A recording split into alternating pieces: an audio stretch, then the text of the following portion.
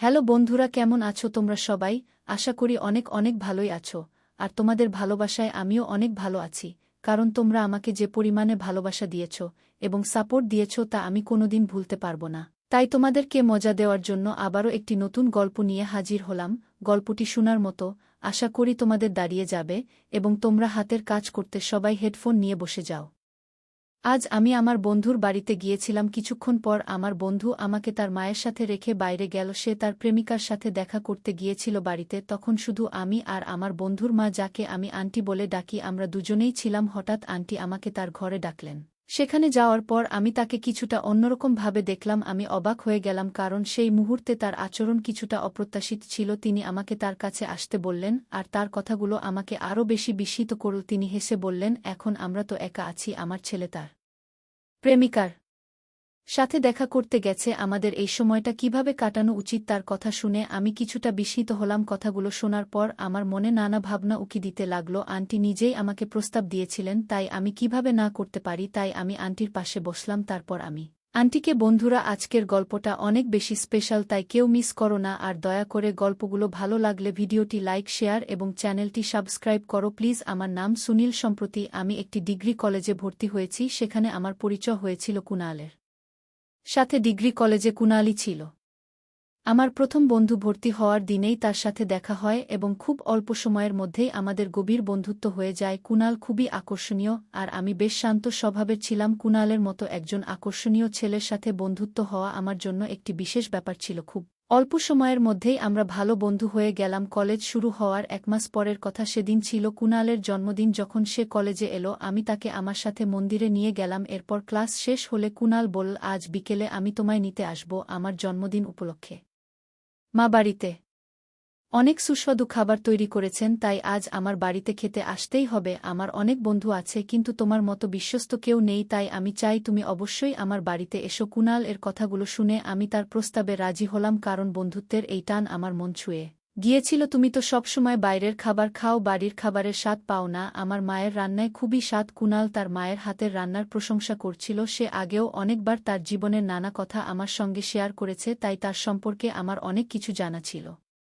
তার বাবা ছিলেন না, তার মা একাই তাকে বড় করেছেন। এসব কথাও কুণাল এর মুখেই প্রথম শুনেছিলাম। সেদিন সন্ধ্যায় কুণাল আমাকে নিতে এলো। আমি তৈরি হয়ে তার বাড়ির দিকে রওনা দিলাম। তার জন্মদিনের উপলক্ষে তার মায়ের হাতে তৈরি সুস্বাদু খাবার খেতে বাড়িতে ঢুকতেই আমি একটি মেয়ে দেখতে পেলাম। সে পানির গ্লাস হাতে দাঁড়িয়ে ছিল। তাকে দেখে আমি অবাক হয়ে কুণালকে জিজ্ঞেস করলাম, তুমি তো বলেছিলে তুমি আর তোমার মা একাই থাকো, তোমার তো আর কেউ নেই, তাহলে এই মেয়েকে তোমার বোন নাকি? কুণাল আর তার সাথে মেয়েটি হেসে উঠল। কুণাল আমার কাঁধে হাত রেখে বলল, বন্ধু, এ আমার বোন না, এ আমার মা, আমার জীবনের সেরা মা। তিনি একাই আমাকে অনেক কষ্ট করে মানুষ করেছেন। তুমি যেটা ভেবেছ সেটা অনেকের ভাবনায় আসে। যখনই মা আমাকে নিয়ে মার্কেটে যান, অনেকেই আমাদের ভাই বোন মনে করে। কেউই বিশ্বাস করতে চায় না যে মার এত বড় ছেলে হতে পারে, কারণ তিনি নিজেকে খুব ভালোভাবে মেইনটেইন করেছেন। তিনি যোগ ব্যায়ামের বরভক্ত। প্রতিদিন ভোর 4টায় উঠে কোনোদিন বাদ না দিয়ে 1 ঘণ্টা ধরে যোগ ব্যায়াম করেন। এটাই আমার মায়ের তারুণ্যের রহস্য। কুণাল তার মায়ের প্রশংসায় মগ্ন ছিল। সে এসব বলছিল, আর ঠিক তখনই তার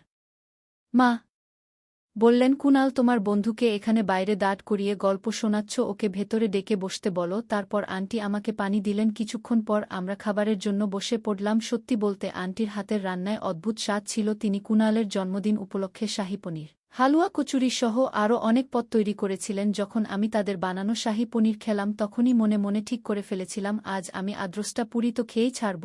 আমি খুব আনন্দ নিয়ে খাচ্ছিলাম, আর কুণালও আমার পাশেই বসেছিল। হঠাৎ কুণালের ফোন বেজে উঠল। তার কিছু ধুরা তাকে কেক কাটার জন্য ডেকে সে সঙ্গে সঙ্গেই যাওয়ার জন্য প্রস্তুতি নিল এবং বলল, আমি বেশি সময় নেব না, একটু কেক কেটে ফিরে আসছি, ততক্ষণ তুমি আরাম করে খাও। আন্টিও বললেন, আগে ভালো করে খেয়ে নাও, খাওয়া শেষ করে যাও। বলে কুণাল গাড়ির চাবি নিয়ে দ্রুত বেরিয়ে গেল। এরপর আন্টি এসে আমার পাশে বসলেন। বসার সঙ্গে সঙ্গে তিনি আমার থালা আরেকটা পুরি তুলে দিলেন। আমি লক্ষ্য করলাম আন্টি আমাকে এক অন্যরকম ভাবে দেখছিলেন এবং মাঝে মাঝে মুচকি হাসে। খাওয়া শেষ হলে আমি তাকে ডাইনিং টেবিলের বাসনপত্র তুলতে সাহায্য করতে শুরু করি। আমার কাজ দেখে আন্টি বললেন, তুমি তো একেবারে নিখুঁত ছেলে। কুণালের মুখে তোমার নাম অনেকবার শুনেছি। আমার ড্যাশিং কুণাল এর মতো একজন ছেলে, তোমার মতো সরল ও সাধারণ বন্ধু পেয়ে খুবই সৌভাগ্যবান। আমি বিশ্বাস করি তোমার সংস্পর্শে থেকে কুণালও তোমার মতো হবে। আন্টির কথা শুনে আমি হেসে দিলাম। এরপর তিনি আমার পরিবারের কথা জিজ্ঞেস করলেন। আমি তাকে জানালাম আমার পরিবার গ্রামে থাকে এবং আমি পড়াশোনার জন্য শহরে একা থাকি। আমরা কথাবার্তা চালিয়ে যাচ্ছিলাম, ঠিক তখনই কুনাল ফিরে এলো। আমাদের কথা বলতে দেখে কুনাল হাসতে হাসতে বলল, সুনীল, মা তোমাকে খুব পছন্দ করেছে। আমি কখনো দেখিনি মা আমার কোনো বন্ধুর সাথে এত কথা বলছে।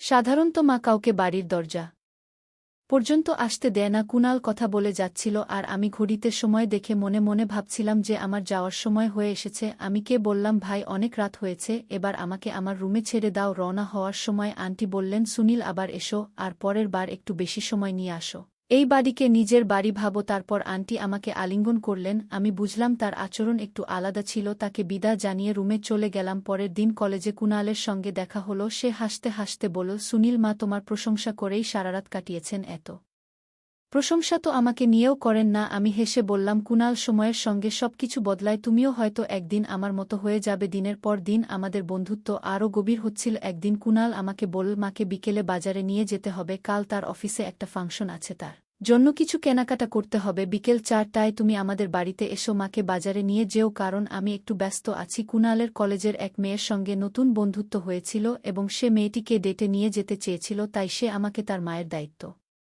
দিয়েছে। কুনাল তার মায়ের সাহায্য করার জন্য আমাকে পাঠিয়েছে কলেজে। আমি সাধারণত বিকেল 4টায় ক্লাস শেষ করতাম, আর সেদিনও তাই হয়েছিল। 4টায় আমার রুমে গিয়ে আমি কিছুক্ষণ বিশ্রাম নিয়েছিলাম এবং তারপর তৈরি হয়ে কুনাল এর বাড়ির দিকে রওনা দিলাম। কুনাল আমাকে তার বাড়ির দ্বিতীয় চাবি দিয়েছিল। সে বলেছিল, যদি মা বাড়িতে না থাকেন তবে বাইরে অপেক্ষা না করে তুমি চাবি দিয়ে দরজা খুলে ভেতরে ঢুকে বসে থেকো। আমি তার বাড়িতে পৌঁছে দরজায় কড়া নাড়ালাম এবং কয়েকবার ডোরবেল বাজালাম, কিন্তু ভেতর থেকে কোনো সাড়া পেলাম না। এমনকি মনে হলো ডোরবেলটাও ঠিকমতো কাজ করছে না। তখন আমি কুনালের দেওয়া দ্বিতীয় চাবি দিয়ে দরজার তালা খুলে ভেতরে প্রবেশ করলাম। ঘরে ঢুকে দেখলাম কেউ নেই, কিন্তু হঠাৎই একটা ঘর থেকে পানির শব্দ শোনা গেল। আমার মনে হলো যে হয়তো ঘরের কোনো নলের পানি অনবরত পড়ছে, পানির অপচয় যেন না হয়, তাই শব্দের উৎস খুঁজতে এগিয়ে গেলাম। শব্দের পিছু করতে করতে আমি একটি ঘরের সামনে এসে দাঁড়ালাম। বাথরুমের দিক থেকে হালকা পানির শব্দ শোনা যাচ্ছিল। দরজার কাছে এসে হাত বাড়াতেই দরজাটি খুলে গেল। সামনে তাকাতেই দেখি কুনালের মা দাঁড়িয়ে আছেন। তিনি পুরোপুরি ভেজা, তার ভেজা পোশাক এবং চুল থেকে জল গড়িয়ে ছিল। আমি যখন তার দিকে তাকালাম, তার সৌন্দর্যে এতটাই মুগ্ধ হয়ে পড়েছিলাম। হঠাৎ দরজার বন্ধ হওয়ার শব্দে আমি বাস্তবতায় ফিরে এলাম। বুঝতে পারলাম কুনালের মা আমাকে দেখে আবার বাথরুমের দরজা বন্ধ করেছেন।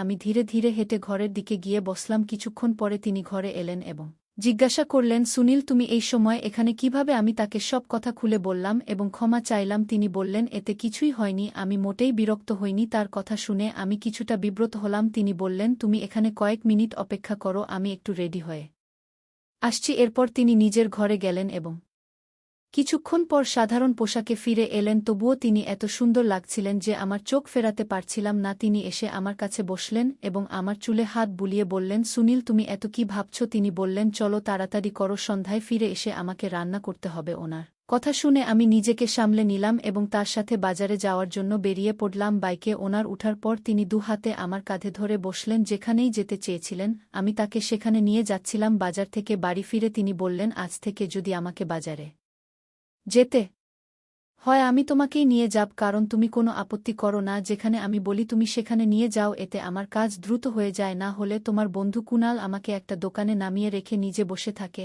আর আমি পায়ে হেঁটে বাকিটা বাজার করতে হয়। কিন্তু তুমি তো সব ব্যাগও নিয়েছ, আমাকে গাড়িতে নিয়ে গেছ, এতে আমার অনেক সময় বেঁচে গেছে। তারপর তিনি মৃদু হেসে আমার গালে স্পর্শ করলেন এবং আমাকে প্রশংসা করলেন। সেটা তিনি স্বাভাবিকভাবে করেছিলেন নাকি তার মনে অন্য কিছু ছিল সেটা বোঝা আমার পক্ষে সম্ভব হয়নি, তবে ঘটনাটি আমার মনে গভীরভাবে দাগ কাটতে শুরু করল। আমি সেই ভাবনা মগ্ন ছিলাম। এদিকে তিনি নতুন শাড়ি পরে এসে আমার সামনে দাঁড়ালেন। আন্টি আমাকে জিজ্ঞেস করলেন, এই শাড়িতে আমি কেমন লাগছি? আমি বললাম, আন্টি আপনি তো দারুণ লাগছেন, তবে শাড়ির সামান্য একটা অংশ একটু ঢিলা মনে হচ্ছে। আমার কথা শুনে তিনি বললেন, সম্ভবত পিছনের ফিতে বাঁধা হয়নি। সুনীল, তুমি কি একটু সাহায্য করবে? আমি তাকে ফিতে বাঁধতে সাহায্য করলাম। কাজ শেষ করে সামনে দাঁড়িয়ে দেখলাম তিনি চোখ বন্ধ করে একদম শান্তভাবে দাঁড়িয়ে আছেন। আমি ডাকতেই তিনি চোখ খুলে মুচকি হেসে বললেন, কেমন লাগছে? আমি উত্তরে বললাম, আপনি সাধারণতই সুন্দর দেখতে, তবে এই শাড়িতে আপনার সৌন্দর্য আরও বেশি উজ্জ্বল হয়ে উঠেছে। আমার মুখ থেকে প্রশংসা শুনে তিনি লজ্জা পেয়ে তার ঘরে চলে গেলেন। ঠিক তখনই কুনালের ফোন এলো। কুনাল বলল যে সে আজ রাতে তার বান্ধবীর সাথে বাইরে থাকবে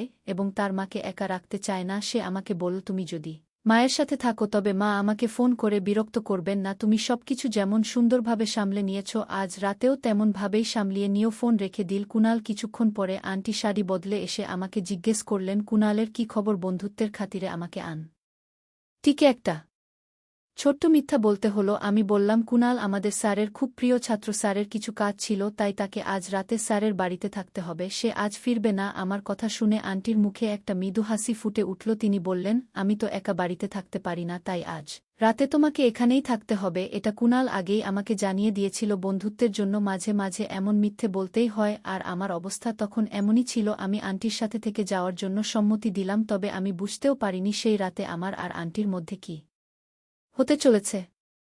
রাতের খাবার শেষে আন্টি আমাকে তার ঘরে ডাকলেন। আমরা অনেকক্ষণ কথা বললাম। তিনি আমার পরিবার সম্পর্কে জানতে চাইলেন। আমি বললাম, আমার বাবা মা গ্রামে কৃষি কাজ করেন, আর আমি শহরে পড়াশোনার জন্য একা থাকি। শহরে আমার আর কেউ নেই। আমি কথা বলতে বলতে হঠাৎ থেমে গেলাম যখন আন্টি আমার মুখের উপর হাত রাখলেন। তিনি বললেন, সুনীল, এমন কথা আর কখনো বলো